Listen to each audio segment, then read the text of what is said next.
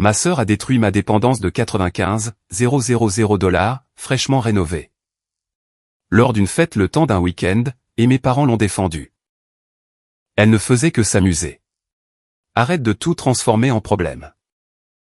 J'ai regardé les dégâts, j'ai hoché la tête, et je n'ai rien dit.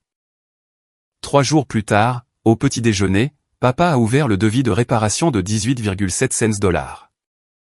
Puis, il est arrivé à la dernière page et s'est soudainement arrêté de lire. La porte d'entrée était ouverte, grande ouverte. Le cadre portait une éraflure à hauteur de hanche. Là où quelque chose de lourd avait été transporté sans soin. Et la balustrade du porche était fissurée au niveau du deuxième poteau, celui que j'avais remplacé moi-même il y a 11 mois. Avec du pain traité sous pression et 3 couches de scellant. J'étais parti 3 jours. Des inspections commerciales dans le nord de l'État, 4 bâtiments dans 2 comtés. J'ai parcouru 400 miles pour retourner à une dépendance que j'avais passé 2 ans et 95 000 $ à reconstruire à partir d'une simple carcasse. La propriété était un cottage délabré quand je l'ai acheté. Sur un demi-acre en bordure de route départementale, à 3 miles de chez mes parents. Je l'ai mise à nu jusqu'au montant et j'ai tout reconstruit. Charpente, plomberie, électricité, cloisons sèches, revêtement de sol, cuisine. Les 2 salles de bain, 2 ans de week-end et de vacances. Et chaque dollar que je pouvais économiser sur un salaire de 54 000 $. Ce bâtiment était à moi, d'une manière que rien d'autre dans ma vie ne l'était depuis le divorce. L'odeur m'a frappé dès le seuil. Bière éventée et quelque chose de brûlé. Le plan de travail de l'îlot de cuisine était fendu en son centre. Une fissure en diagonale, courant d'un bord à l'autre. Là où quelque chose de lourd avait été lâché ou violemment posé. Quiconque l'avait fait n'avait pas essuyé les résidus. Un cercle collant de liquide séché autour de la fracture. Le miroir de la salle de bain était brisé. Des morceaux gisaient encore dans le lavabo. Comme si quelqu'un l'avait frappé avec le poing ou le coude et était parti sans balayer le verre. L'étagère de rangement dans la pièce du fond s'était effondrée vers l'avant. Entraînant 2 tablettes avec elle, et éparpillant outils, quincailleries et boîtes sur le sol. En un tas qui atteignait le cadre de la porte. Au-dessus de la cuisine, une tache d'eau sombre s'étendait sur le plafond. Provenant d'un raccord éclaté dans la plomberie de l'étage. L'eau avait coulé assez longtemps pour s'infiltrer dans le sous-plancher et déformer la cloison sèche en dessous. Créant un renflement mou et décoloré qui s'affaissait vers le luminaire suspendu. J'ai touché le renflement avec 2 doigts et j'ai senti la cloison sèche céder. Un jour de pression de plus, et le plafond se serait ouvert. L'eau s'accumulait quelque part au-dessus, stagnait sur du bois que j'avais installé moi-même. Faisant gauchir des solives que j'avais mesurées et nivelées avec un niveau à bulle de 4 pieds. Un week-end de mars. J'ai failli appeler la police depuis le seuil. Mon téléphone était dans ma main et le numéro à moitié composé avant que je ne m'arrête. Pas parce que je ne voulais pas le signaler, mais parce que je voulais d'abord voir leur visage. Je voulais me tenir dans la cuisine de mes parents, dire les mots à voix haute. Et observer ce qui se passerait. Mes mains ont fait ce qu'elles avaient fait pendant 7 ans au travail. Elles ont inventorié. Plan de travail, miroir, étagère, plafond, raccord 5 éléments en 30 secondes. J'ai arrêté de compter, car si j'avais continué, j'aurais catalogué les dégâts jusqu'à la tombée de la nuit, et je savais déjà qui était responsable. Je suis allé en voiture chez mes parents. Murray était sur le porche avec un verre de thé glacé, les pieds sur la balustrade. Lisant un magazine de chasse. Aileen était dans la cuisine. Tatum était assise au comptoir, faisant défiler son téléphone, pieds nus. Un coup de soleil sur les épaules comme si elle avait passé le week-end dehors à s'amuser. Elle n'a pas levé les yeux quand je suis entré. Qu'est-il arrivé à la dépendance? Murray a posé son verre. Elle a invité quelques amis. Les choses ont dérapé. Des amis? Aileen est apparue à l'embrasure de la porte de la cuisine, s'essuyant les mains sur un torchon. Elle s'amusait, Graham. Arrête de tout transformer en problème. Tu fais toujours ça. À chaque fois. Tatum a levé les yeux de son téléphone mais ne l'a pas posé.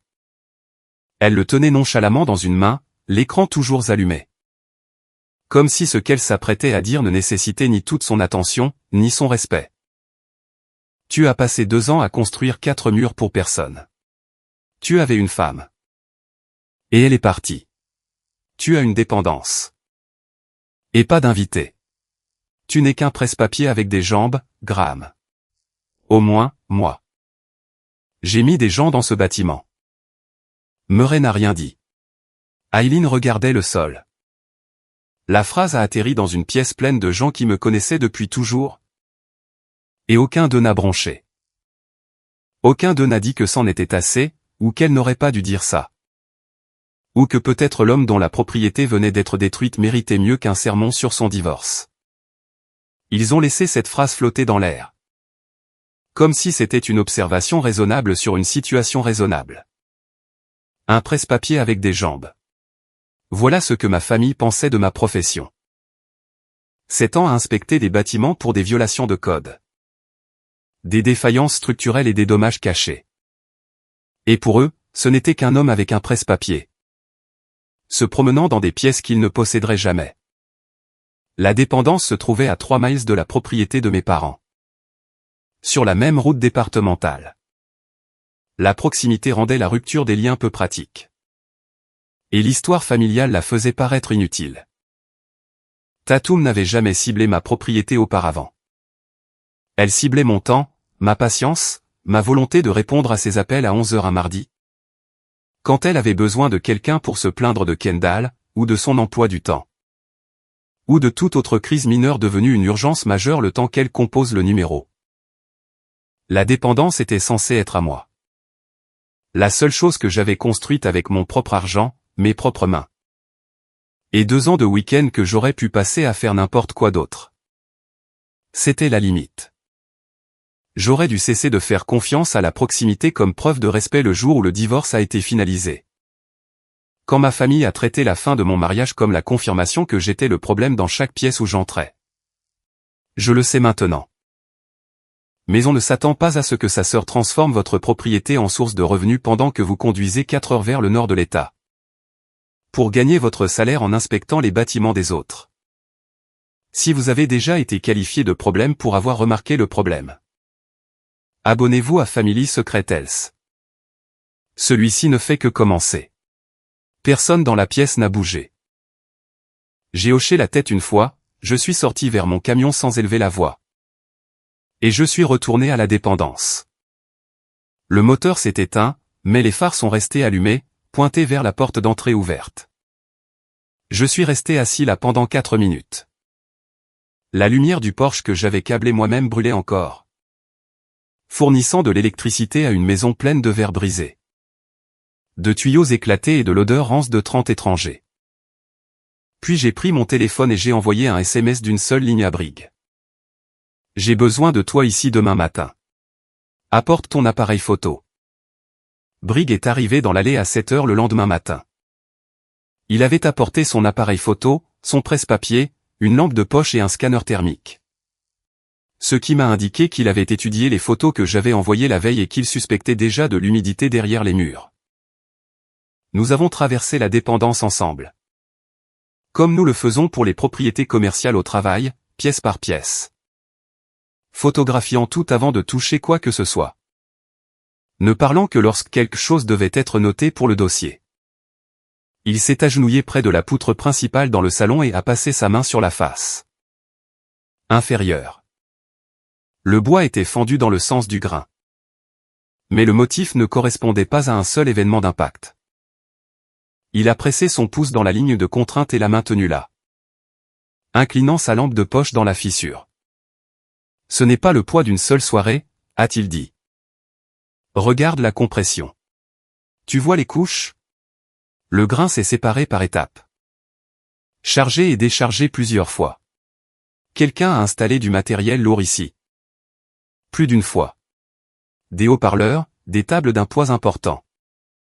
Quelque chose avec une large empreinte. On peut voir 3 bandes de compression distinctes. Cela signifie au moins 3 événements distincts. Avec une charge suffisante pour contraindre une poutre de cette taille. Nous sommes passés dans le couloir. Des éraflures sur les plaintes de 3 teintes différentes. Différents types de chaussures, différents âges, certaines sombres et fraîches. D'autres plus anciennes et incrustées dans le bois. La salle de bain. Des taches sur le carrelage à plusieurs stades. Certaines encore collantes, d'autres vieilles de plusieurs semaines, jaunies dans les joints. La cuisine. 2 prises électriques avec des marques de brûlure dues à des circuits surchargés. Le genre de traces de roussi qui se produisent quand quelqu'un branche des multiprises en série sur une ligne résidentielle de 15 ampères. Pour faire fonctionner du matériel de sonorisation commerciale. Une décoloration due à la chaleur autour des caches de prise. Briggs a retiré l'un des caches et a regardé le câblage derrière. Quelqu'un a tiré un courant important ici. À plusieurs reprises. Le revêtement du fil est décoloré par le stress thermique. Ce n'est pas une seule soirée avec un haut-parleur. C'est une surcharge répétée. Combien d'événements faudrait-il pour faire ça? Au moins 4 ou 5, peut-être plus. La chaleur s'accumule avec le temps et l'isolant se ramollit. Une seule fête ne décolore pas le cuivre comme ça. Cela s'était déjà produit. Les dégâts que je regardais ne provenaient pas d'une seule fête le jeudi soir. C'était l'épave accumulée de mois d'utilisation par des gens qui ne possédaient pas le bâtiment et se fichaient de ce qui lui arrivait. Briggs est retourné dans la salle de rangement et a commencé à déblayer les débris de l'étagère. Effondré. Il a retiré des supports cassés. Une boîte de pièces de ventilateur de plafond et un enchevêtrement de rallonge avant que quelque chose ne racle le sol en dessous. Il a plongé les 2 mains et a sorti un mètre ruban. Boîtier jaune, éraflé et poussiéreux. Avec des marques de crayon sur le boîtier de ma propre écriture. Hauteur de poutre, largeur de cadre de porte, profondeur de plan de travail. Chaque mesure des 2 ans de rénovation était griffonnée sur ce boîtier jaune. Au crayon de papier tendre. Tu as marqué les hauteurs de poutre là-dessus. Briggs l'a levé pour que je puisse lire les chiffres sur le boîtier. La plupart des marques s'étaient estompées avec la manipulation. Mais les mesures des poutres étaient encore claires. 7 minutes 11 et 3/4, 8 minutes 2. Les hauteurs exactes que j'avais mesurées avant de couper chaque solive du plafond du salon. Je le lui ai pris des mains et l'ai accroché à ma ceinture. Le poids s'est installé contre ma hanche. Comme il l'avait fait chaque jour de travail pendant la rénovation.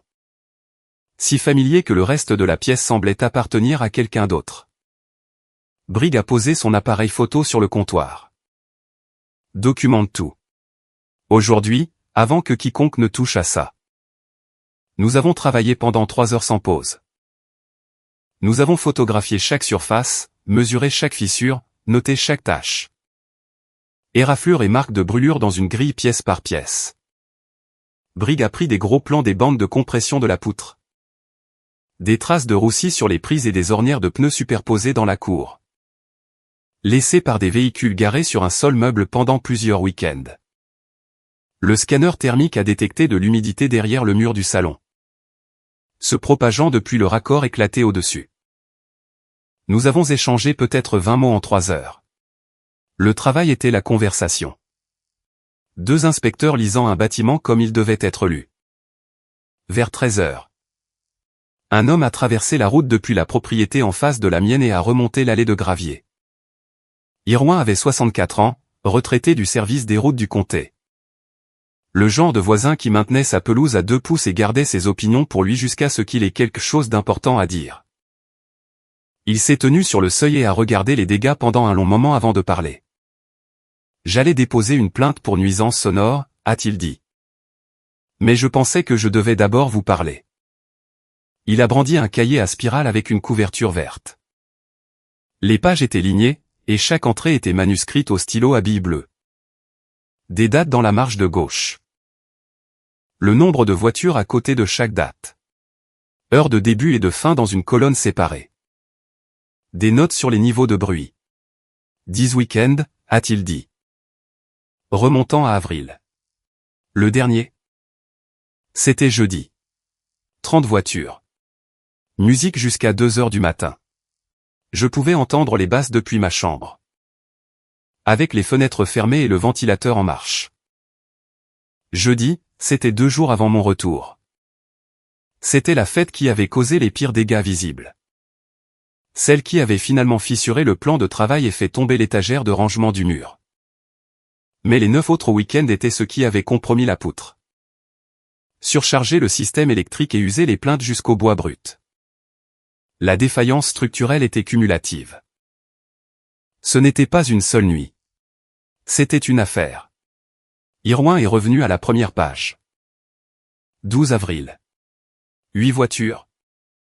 Terminé à minuit. Je n'y ai pas trop prêté attention à l'époque.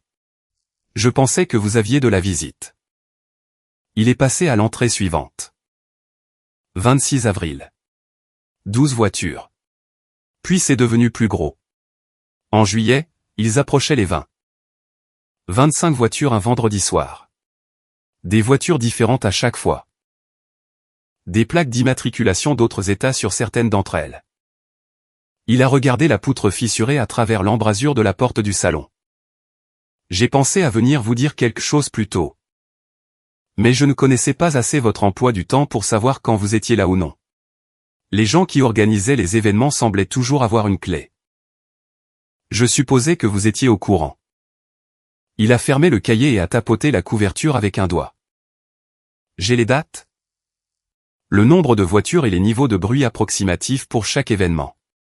Je l'ai noté parce que j'allais déposer une plainte formelle auprès du comté si ça continuait.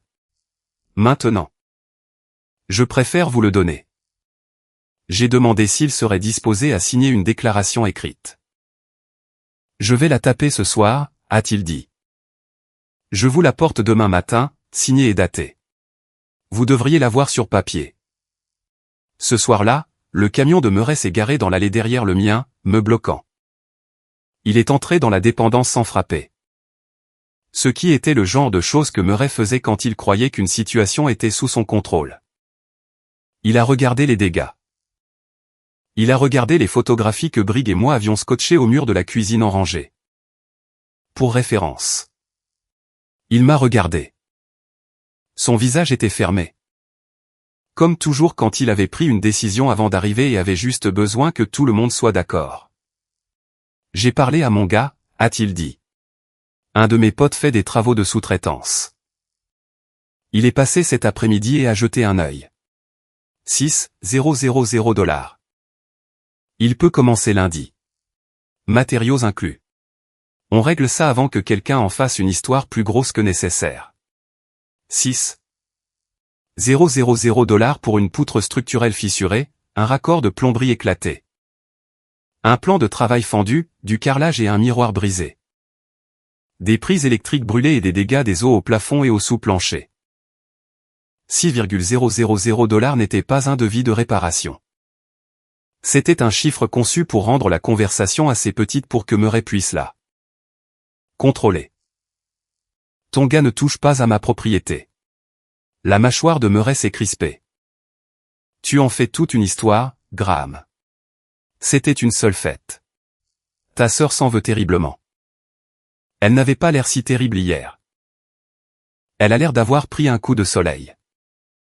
Elle a 24 ans. Elle a fait une erreur. Mon gars peut réparer les dégâts et on passe à autre chose. C'est ce que font les familles. Ton gars a regardé une poutre structurelle fissurée et a proposé 6,000 $. Murray a croisé les bras. Ça fait 20 ans qu'il fait ce métier. A-t-il une licence? Murray n'a pas répondu. Il a de nouveau regardé les photos sur le mur. Les fiches avec les notes de Brigg en dessous de chacune. Compression de la poutre, en couche, multiples événements de charge. Brûlure de prise, circuit surchargé. Il pouvait lire ces notes aussi clairement que moi. Fais faire ton propre devis si tu veux, a-t-il dit. Mais ne transforme pas ça en une sorte de situation juridique. C'est ta sœur. Ce n'était pas une seule fête, papa. Il a attendu que j'explique. Je ne l'ai pas fait. Le cahier d'Irwin était dans le tiroir de la cuisine derrière moi. Mais Murray n'avait pas besoin de le savoir pour l'instant. Il n'avait pas besoin de connaître les 10 dates. Le nombre de voitures ou les plaques d'autres États. Il avait juste besoin de savoir que son chiffre de 6,000 $ n'allait pas tenir. Murray est resté là encore 10 secondes, regardant les photographies sur le mur. Lisant les notes de dommages que Briggs avait écrites sur des fiches sous chaque photo. Ses yeux passaient de la photo de la poutre aux brûlures de la prise, à la tache d'eau. Il lisait le bâtiment comme je lisais les bâtiments pour gagner ma vie. Et j'ai pu voir le moment où il a compris qu'un simple rafistolage ne couvrirait pas ce qui était sur ces murs. Il s'est dirigé vers son camion. A reculé hors de l'allée et est parti sans fermer la porte d'entrée derrière lui. Un rafistolage aurait couvert les dommages structurels derrière une nouvelle cloison sèche. La poutre serait toujours en train de se fendre. La semelle de fondation continuerait de se déplacer. Et je porterais la responsabilité de tout ce que l'entrepreneur demeurait caché. J'avais inspecté assez de bâtiments pour savoir comment cela se terminait. Murray ne se contentait pas de défendre Tatum. Il effaçait des preuves. Il lui avait donné la clé. Il était au courant des locations. Et son entrepreneur était destiné à couvrir les preuves avant que je puisse les documenter. Lundi matin. J'ai appelé un entrepreneur agréé avec qui j'avais travaillé sur des recommandations d'inspection pendant 3 ans. Un homme dont j'avais recoupé les devis de réparation avec mes propres conclusions sur plus de 20 propriétés commerciales. Il est arrivé à 9 h avec un aide et une camionnette pleine d'équipements de diagnostic. J'ai parcouru la propriété avec lui, de la fondation jusqu'au toit. En soulignant les problèmes structurels que Briggs et moi avions documentés. Lui montrant les photographies scotchées au mur de la cuisine. Il a passé la première heure sous la maison avec une lampe de poche et un humidimètre. Vérifiant la semelle où la poutre rencontrait la fondation. Quand il est sorti, ses genoux étaient sales et son visage était impassible. La semelle s'est déplacée, a-t-il dit. Pas à cause du tassement, mais d'une charge latérale. Quelqu'un a exercé une pression descendante répétée sur la poutre au-dessus et la force s'est transférée à travers le poteau jusqu'à la semelle. Elle devra être ressoutenue. Pouvez-vous donner une chronologie des dommages? Depuis combien de temps cela se produit-il? Le schéma de compression dans la poutre suggère au moins 3 à 4 mois de chargement répété. Le déplacement de la semelle est cohérent avec cela. Ce n'était pas un seul événement. Il a passé les 3 heures suivantes dans chaque pièce, mesurant les dommages. Photographiant les surfaces et traçant le raccord de plomberie éclaté jusqu'à son origine dans la conduite de l'étage.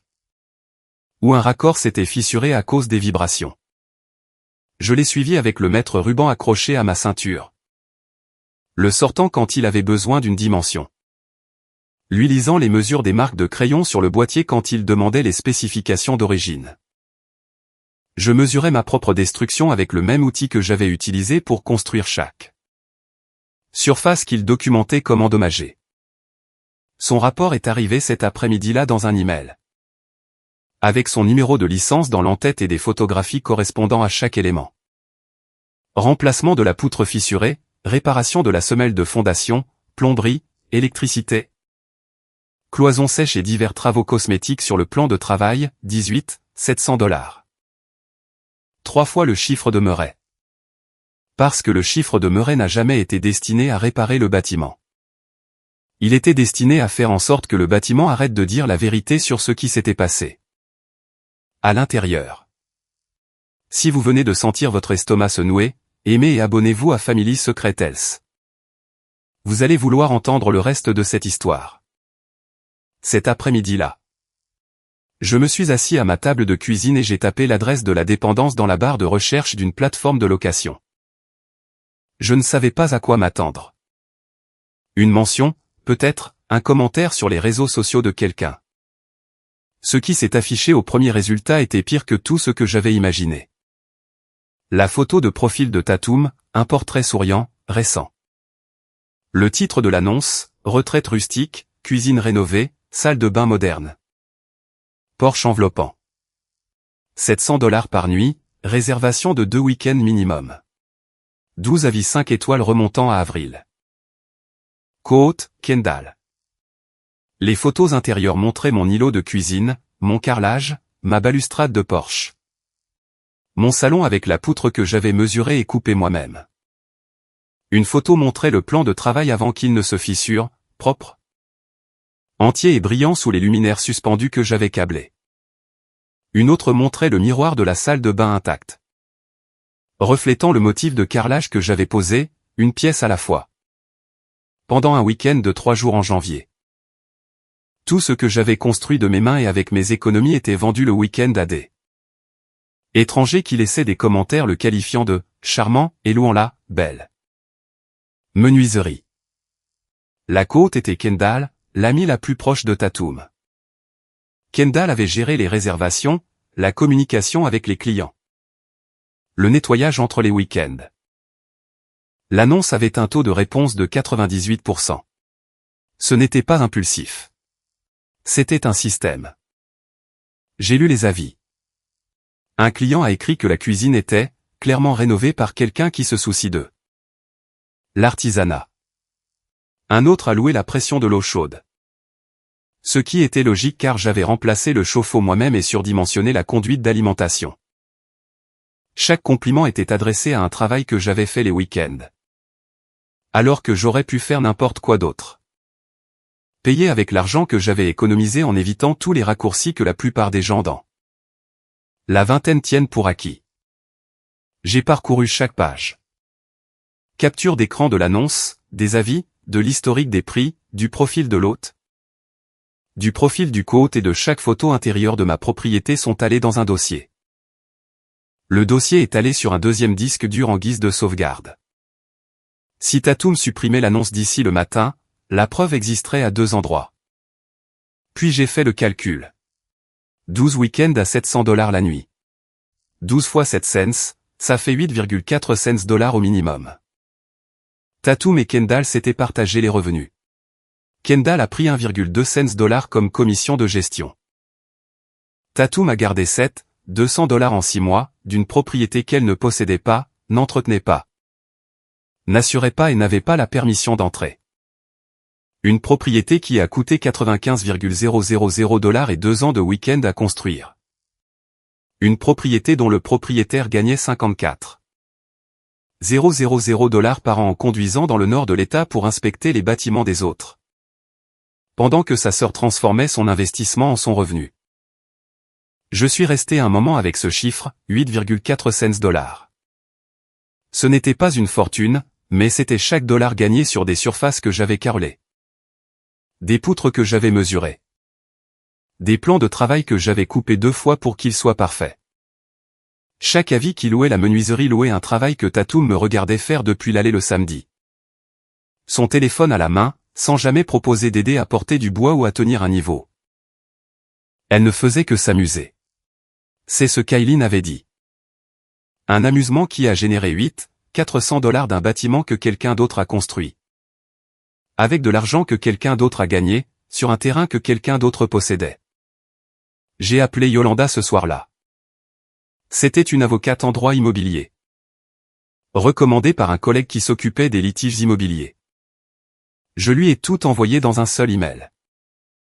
Le rapport de l'entrepreneur, les captures d'écran de la plateforme, la déclaration écrite d'Irouin.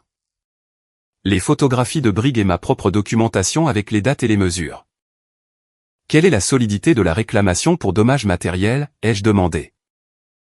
Avec le rapport d'un entrepreneur agréé et une déclaration de témoin. Elle est solide. Le recouvrement des revenus locatifs est encore plus solide. Elle a mis votre propriété en location sans votre consentement et a perçu des revenus. C'est une utilisation non autorisée pure et simple. Puis-je nommer mon père dans la mise en demeure? S'il a fourni l'accès en sachant que vous n'aviez pas consenti, oui. Il est solidairement responsable pour avoir permis l'entrée non autorisée. Je nommerai les deux. Faites-le. J'en ai besoin pour demain après-midi. Elle m'a dit qu'elle pourrait avoir un brouillon prêt pour la fin de la journée du mardi. Mardi matin. Je suis allé au bureau du shérif du comté avant l'ouverture et j'ai attendu sur le parking jusqu'à ce que la réception ouvre à 8 heures. L'adjointe qui a pris mon rapport était une femme d'une 50aine d'années qui faisait ce travail depuis assez longtemps pour ne réagir à rien de ce que je disais. Jusqu'à ce que j'en arrive à l'annonce de location. J'ai étalé la documentation sur le comptoir, dans l'ordre. Photo des dégâts organisés par pièce. Le rapport détaillé de l'entrepreneur avec son numéro de licence. La déclaration signée d'Irouin avec les dates. Le nombre de voitures et les niveaux de bruit pour 10 week-ends remontant à avril. L'adjointe a regardé les photos et a posé des questions standards. Quand suis-je parti? Quand suis-je revenu? Qui avait accès? J'ai répondu à chacune. Puis je lui ai montré les captures d'écran de l'annonce. Elle a regardé la photo de profil et les photos intérieures de ma cuisine, mon Porsche. Ma salle de bain. Elle a regardé les 12 avis. Et vous êtes le propriétaire? Oui. J'ai l'acte de propriété. Les registres fiscaux et la police d'assurance. L'annonce utilise des photos intérieures de ma rénovation. Elle a attribué un numéro de dossier et a enregistré le rapport. Ce sera archivé pour un suivi civil ou pénal, a-t-elle dit. Si la situation dégénère. Vous avez une trace écrite. Un détective pourrait vous contacter si nous avons besoin de détails supplémentaires. Je l'ai remercié et je suis parti. Chaque crime a besoin d'un dossier. Et ce que Tatum et Kendall avaient fait. C'était 6 mois d'utilisation commerciale non autorisée de l'immobilier de quelqu'un d'autre. Yolanda a envoyé le projet de mise en demeure à 3 heures l'après-midi suivant. Le total, 18,7 cents pour les dommages plus 8,4 cents pour les revenus locatifs non autorisés. 27,100 $. La lettre nommait Tatum comme la personne qui avait listé, loué et profité de la propriété. Et Murray comme la personne qui avait fourni l'accès. Sachant que le propriétaire n'avait pas consenti. J'ai approuvé la lettre finale à 16 heures et j'ai dit à Yolanda de la préparer pour un envoi recommandé le lendemain matin. Elle a confirmé les 2 noms, les 2 adresses et le délai de réponse de 30 jours. Ensuite, je me suis assis à ma table de cuisine et j'ai imprimé 4 pages. Les 3 premières étaient l'évaluation professionnelle des dommages, détaillée, photographiée. Signée par l'entrepreneur agréé avec ses qualifications en en-tête. La 4e page était la capture d'écran de l'annonce de location. La photo de profil de Tatum. 12 avis. 700 $ la nuit. Photos intérieures de ma cuisine, ma salle de bain, mon Porsche. Quote, Kendall. J'ai mis les 4 pages dans une enveloppe craft et je les scellées. Puis j'ai appelé Murray. J'ai le devis de réparation. Je veux vous montrer les chiffres, à toi et maman. Demain au petit déjeuner. Sa voix s'est détendue. Bien. Je vais parler à mon gars pour qu'il commence. Il a dit que jeudi conviendrait. Il pensait que l'enveloppe contenait sa version de l'histoire. Il pensait que j'apportais le devis de 6 000 $ sur la table pour que nous puissions le négocier à la baisse jusqu'à 5. Nous serrer la main et laisser son entrepreneur commencer jeudi. Il pensait que l'entreprise de location de sa fille resterait enterrée sous une nouvelle cloison sèche et que je retournerais conduire dans le nord de l'État pour inspecter les bâtiments des autres. Pendant que sa famille continuerait d'utiliser le mien. Je l'ai laissé penser ça. Puis j'ai appelé Irouin. Peux-tu venir chez mes parents demain à 9h15? Il a demandé ce qu'il y avait dans l'enveloppe. Je lui ai dit que c'était le devis de réparation et quelques documents supplémentaires. Il a dit qu'il serait là. 9h15, 15 minutes après le début de la conversation. Assez de temps pour que Murray commence son discours, s'engage sur son chiffre et se sente en confiance avant que la situation ne bascule. Mercredi matin, dans la cuisine de mes parents. La table était mise comme Aileen la mettait toujours. Serviette en tissu, sel et poivre au centre, 4 couverts avec les bonnes assiettes. Murray lisait le journal, ses lunettes de lecture sur le bout de son nez. Aileen était au fourneau, faisant des œufs brouillés. Je me suis assis et j'ai posé l'enveloppe craft sur la table, entre la salière et ma tasse de café. Je l'ai laissé sceller. Murray a jeté un œil à l'enveloppe. On pourra regarder ça après l'arrivée de Tatum. Je l'ai appelé ce matin. Aileen a versé du café. Nous avons parlé du temps qui se rafraîchissait. Du calendrier de réfection des routes du comté et du bruit que faisait le camion de quelqu'un. Broutille. Le genre de conversation que les familles utilisent quand le vrai sujet est posé sur la table dans une enveloppe scellée. Que tout le monde peut sentir son poids, mais que personne ne veut le prendre en premier. Tatoum est arrivée avec 10 minutes de retard. Elle est entrée, m'a vu à table. Et s'est arrêtée une demi-seconde sur le seuil avant de tirer une chaise en face de moi. Elle n'a pas dit bonjour. Murray a plié son journal et l'a posé sur le comptoir. Bon, j'ai reparlé à mon gars hier. Il peut commencer jeudi pour 5,8 cents, matériaux inclus. On met ça derrière nous et on passe à autre chose. J'ai sorti le mètre ruban de ma veste et je l'ai posé sur la table. Le boîtier jaune a atterri sur le bois avec un bruit sec qui a coupé la voix de Murray. Marque de crayon et hauteur de poutre en graphite doux. Murray l'a regardé. Il savait ce que c'était. Il m'avait vu le porter pendant 2 ans. Ouvre l'enveloppe. Murray m'a regardé. Puis l'enveloppe. Il l'a prise, a brisé le seau avec son pouce et en a sorti les pages. Page 1, papier à en-tête professionnel. L'évaluation d'un entrepreneur agréé avec ses qualifications et un tampon d'entreprise en bas. Il a lu la première ligne. Ses sourcils se sont haussés. 18,7 cents. Il a posé la page et m'a regardé par-dessus ses lunettes de lecture. C'est 3 fois ce que mon gars a estimé. Ton gars n'a pas de licence. Le mien, si. Page 2. Il est passé à la page 2. Le rapport sur les dommages structurels. Des photographies de la poutre fissurée avec des lignes de compression visibles sous la lampe 2. Poche de brigue. La semelle de fondation compromise. Les dégâts des os du raccord éclaté qui avaient traversé le sous-plancher. Un paragraphe de l'entrepreneur expliquant qu'une réparation cosmétique dissimulerait une défaillance structurelle active et transférerait l'entière responsabilité au propriétaire en cas de blessure ou d'effondrement. Ton rafistolage aurait caché tout ça, ai-je dit. La poutre, la semelle, les dégâts des os derrière les murs. Recouvert d'une nouvelle cloison sèche. Et quand quelqu'un se tiendra sur ce sol au printemps prochain et que la poutre cédera. C'est moi qui en répondrai. Pas ton ami. Pas toi. Moi.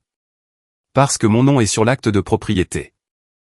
Murray a posé la page. Il a enlevé ses lunettes de lecture et les a posées sur la table. Ce qu'il faisait quand il se recalibrait, quand il cherchait un nouvel angle. On peut avoir un deuxième avis sur la partie structurelle. Il a dit, mon gars a peut-être manqué la semelle, mais le côté cosmétique, le plan de travail. La cloison sèche, c'est simple. On peut couper la poire en 2. Il n'y a rien à couper. Page 3. Tatoum s'est penché en avant. C'était un week-end, une fête. C'est de la folie, Graham. Je ne l'ai pas regardé. Page 3. Murray est passé à la page 3. Le résumé de la mise en demeure. 18,7 cents plus 8,4 cents. 27,100 $. Il a lu le total à haute voix sans le vouloir. Les chiffres sortant de sa bouche avant qu'il ne puisse les arrêter. Puis il s'est arrêté. Son doigt a tapoté la page 2 fois. D'où viennent les 8,4 cents? Dernière page. Murray est passé à la page 4. Son pouce s'est enfoncé dans le coin alors que la page tournait. L'impression était nette, en couleur sur papier blanc. La photo de profil de Tatoum en haut à gauche. Le titre de l'annonce, retraite rustique, cuisine rénovée, Porsche enveloppant. 700 $ la nuit. Réservation de 2 nuits minimum. 12 avis 5 étoiles. Sous les détails de l'annonce, une rangée de photos intérieures. Mon îlot de cuisine, mon carrelage de salle de bain, ma balustrade de Porsche. Mon salon avec la poutre que j'avais coupée et mesurée moi-même. En bas, Code Kendall. Murray n'a pas retourné la page. Il l'a posée à plat sur la table et a gardé sa main dessus. La paume pressée contre la photo de profil de Tatoum. Il a regardé l'annonce, puis Tatoum, puis de nouveau l'annonce. Sa bouche s'est ouverte une fois et s'est refermée sans produire un mot. J'ai failli le lui dire là, tout de suite. J'ai failli dire les mots. Tu savais. Tu lui as donné la clé. Tu savais ce qu'elle faisait avec mon bâtiment pendant 6 mois. Mais je suis resté silencieux, car la sonnette était sur le point de retentir. Et la pièce sur le point de se rétrécir. La sonnette a retenti. 9h15. Irwin est entré, vêtu d'une veste en flanelle et portant son cahier à spirale. Il a salué Aileen d'un signe de tête, a tiré la chaise vide entre elle et moi, et s'est assis. Il a posé le cahier sur la table à côté du devis. La couverture verte était visible. La première page montrait des dates à l'encre bleue courant le long de la marge de gauche. J'ai noté chaque week-end, a dit Irwin. Sa voix était plate et stable. Celle d'un homme lisant un registre qu'il avait tenu pour ses propres besoins. Bien avant ce petit déjeuner. 10 événements sur 6 mois. J'ai les dates et le nombre de voitures pour chacun d'eux. La voix de Tatum a grimpé d'une demi-octave. Vous m'espionniez? Irwin a croisé les mains sur la table. J'allais déposer une plainte pour nuisance sonore. Maintenant, je n'en ai plus besoin. Il a regardé la page de l'annonce sur la table. C'est l'annonce de location? Personne ne lui a répondu. C'était une réponse suffisante. Aileen n'avait pas bougé du comptoir. Sa main droite agrippait le bord du stratifié derrière elle. Elle regardait la capture d'écran de l'annonce d'où elle se tenait, la lisant à l'envers. Elle pouvait voir le nom de Tatum.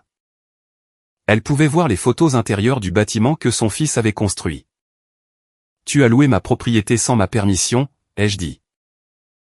J'ai gardé ma voix au même registre que celui que j'utilisais sur les chantiers. En signalant des violations de code à des constructeurs qui savaient déjà ce qu'ils avaient fait de mal. Tu as gardé les revenus. Tu as endommagé la structure. Et toi, j'ai regardé Murray. Tu lui as donné la clé. La voix de Murray est sortie, basse et tendue. J'essayais d'aider ta sœur à se mettre sur pied. En lui donnant une clé de ma propriété sans me le demander? Elle avait besoin de quelque chose, Graham. Elle joignait à peine les deux bouts. Elle gagnait $700 par week-end avec ma dépendance. Elle n'était pas en difficulté. Elle était en affaire. Murray a ouvert la bouche et l'a refermée. La spatule d'Aileen était toujours dans sa main. Les œufs refroidissants sur la cuisinière derrière elle. Personne ne mangeait. Tatum s'est redressé sur sa chaise. C'était l'idée de Kendall. Elle a créé l'annonce. Elle a tout géré, les réservations, les clients. Le nettoyage. Je l'ai juste laissé utiliser l'espace. Tu l'as juste laissé utiliser mon espace. Ma propriété. Sans que je le sache. La mâchoire de Tatum s'est crispée. Tu n'étais jamais là, Graham. L'endroit était vide chaque week-end où tu étais dans le Nord. Chaque week-end. Personne ne l'utilisait. Ça n'en fait pas le tien. Je n'ai pas dit que c'était le mien. L'annonce dit le contraire. Ta photo, ton nom, tes avis 5 étoiles. Les yeux de Tatum se sont tournés vers Murray, cherchant du soutien. Murray fixait la capture d'écran de l'annonce. Il regardait les 12 avis, ce qui prouvait que ce n'était pas un week-end impulsif. Mais une opération de 6 mois qu'il avait rendue possible avec une clé qu'il n'avait aucun droit de partager. Papa, dis quelque chose, a dit Tatum. Murray n'a pas levé les yeux, son pouce pressé sur le bord de la page. Kendall est nommé dans la mise en demeure. Toi aussi. Et papa aussi. La voix de Tatum s'est brisée pour la première fois. Tu vas poursuivre ta propre famille pour une dépendance? Tu as loué ma dépendance à des étrangers pendant 6 mois et tu as gardé chaque dollar. Ce n'est pas un désaccord familial. C'est un vol d'usage. Irwin a bougé sur sa chaise mais n'a pas parlé. Tu m'as dit que j'avais construit 4 murs pour personne. Ai-je dit? Tu m'as dit qu'au moins, toi. Tu mettais des gens dans mon bâtiment. Tu l'as fait. Des clients payants pendant 6 mois. Et tu as mis 27 000 $ de dommages sous ton propre nom. Tu m'as traité de presse-papier avec des jambes. Ce presse-papier a documenté chaque week-end. 12 locations.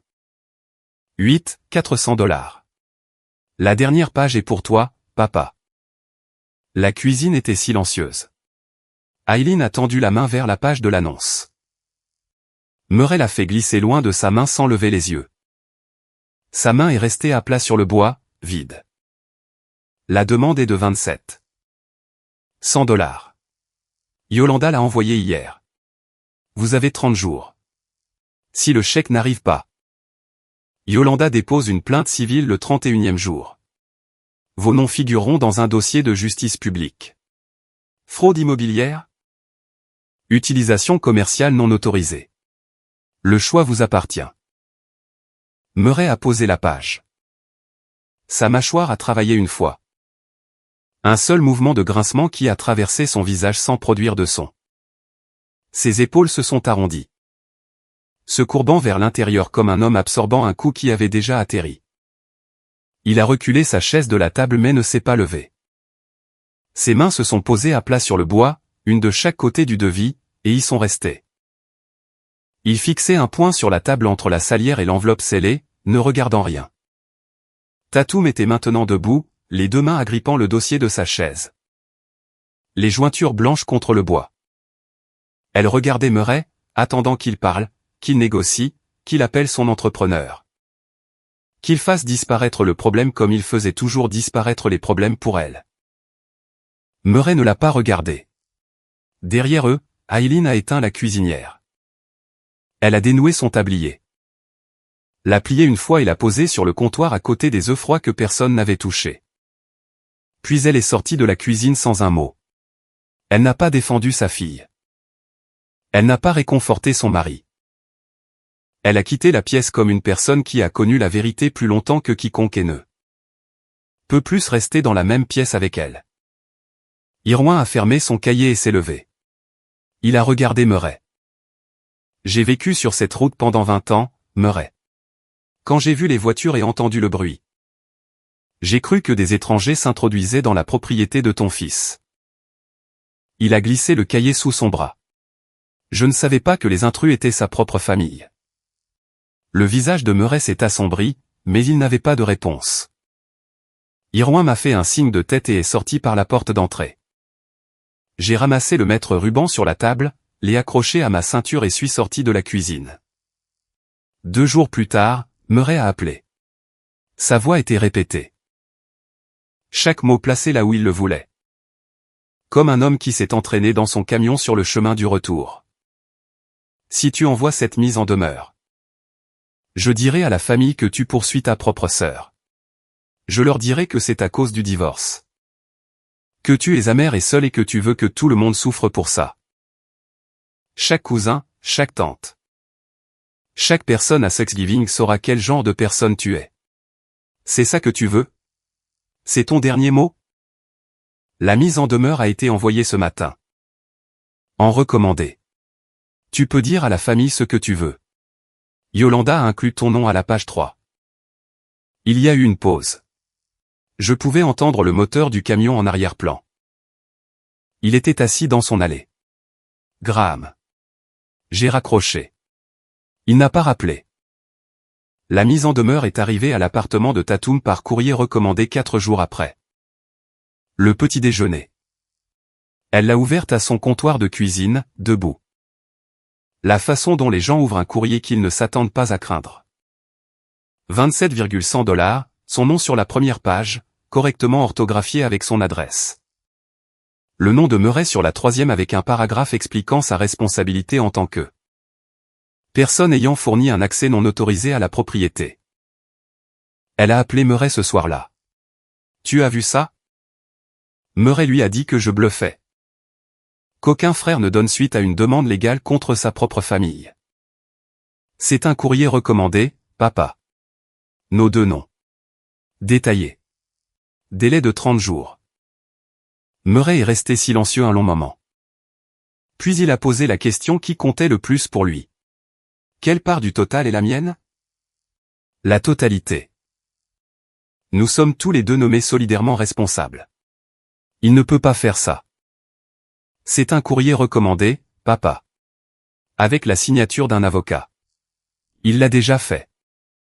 Les 400 $ qu'elle avait gagnés grâce aux locations étaient maintenant un poste dans une demande légale.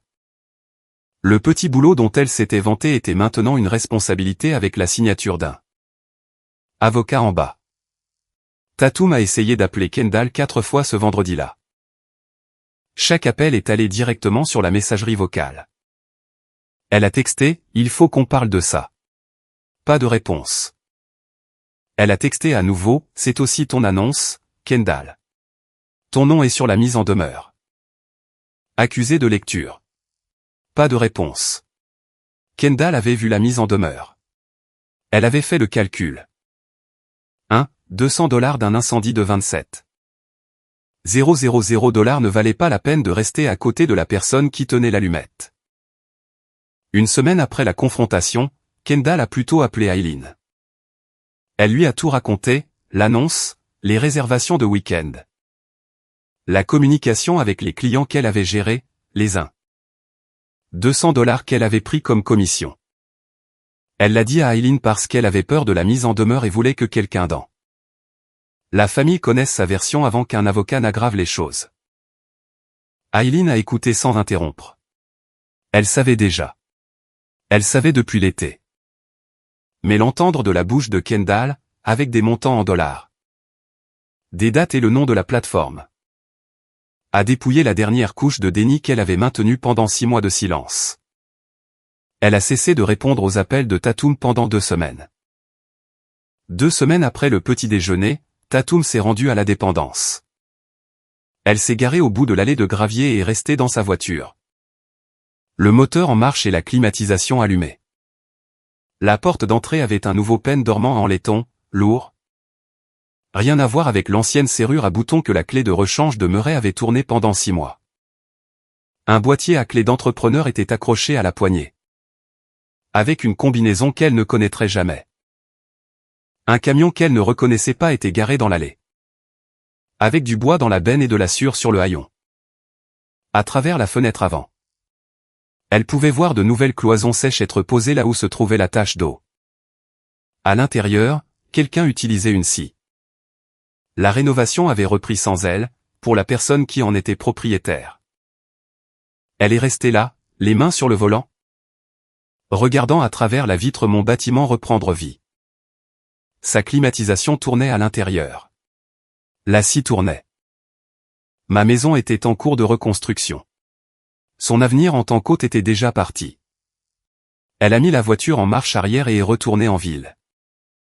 Si vous avez déjà été celui qui a construit le bâtiment pendant que quelqu'un d'autre percevait le loyer, partagez cette histoire. Abonnez-vous à Family Secret Health. Murray est assis à sa table de cuisine la plupart des matins maintenant. La mise en demeure est sous un verre d'eau, les bords gondolants à cause de la condensation. L'entrepreneur qui l'a appelé n'est jamais revenu après que j'ai refusé le rafistolage. L'annonce a disparu de la plateforme. Retirée après que j'ai déposé une plainte de propriétaire auprès de l'entreprise. Tatum a cessé de l'appeler à ce sujet il y a des semaines. La clé de rechange est dans son tiroir à bric-à-brac. À côté d'un tournevis cruciforme et d'un rouleau de ruban électrique. Posez là comme les clés qui n'ouvrent plus rien. Je suis à la porte de la dépendance. Le maître ruban est à ma ceinture. Accroché à la même boucle où il était pendant chaque étape de la rénovation de 2 ans. Les marques de crayon sur le boîtier jaune se sont estompées, mais elles sont toujours lisibles. Hauteur de poutre, cadre de porte, profondeur de plan de travail. Le camion de l'entrepreneur est dans l'allée. À l'intérieur, de nouvelles cloisons sèches recouvrent la charpente réparée. La balustrade du porche que j'ai remplacé moi-même tient bon. 3 couches de scellant résistent à l'air d'octobre. La lumière du matin descend le long de la route départementale et tombe à travers la porte d'entrée ouverte sur un sous-plancher propre. Séché et de niveau, prêt pour le nouveau parquet. J'entre pour vérifier les hauteurs de poutre par rapport au nouveau bois. Même marque sur le boîtier, même chiffre au crayon doux. Même outil qui a construit cet endroit la première fois. Jour différent.